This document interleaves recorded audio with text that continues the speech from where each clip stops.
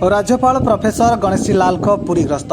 राज्यपाल प्रोफेसर गणेशी लाल तीन दिनिया गस्तरे आसी आज पुरी स्थित राजभवन में पहुंची।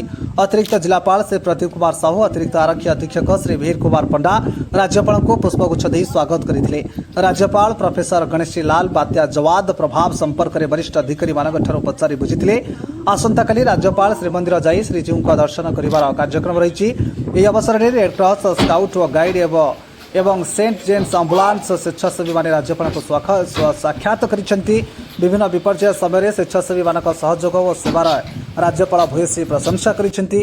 अन्यमानक मध्य तहसीलदार श्री रवींद्र प्रधान, अतिरिक्त तहसीलदार श्री सौम्य मिश्र, सिटी डीएसपी श्री जनार्दन पाड़ी, रिजर्व पुलिस अधिकारी श्री चंद्रशेखर दास प्रमुख उपस्थित थिले। आसंता 7 तारिख में राज्यपाल भुवनेश्वर फेरीजा गस्त सूची रही। पुरी स्वागतिका Behera report, S news Odia.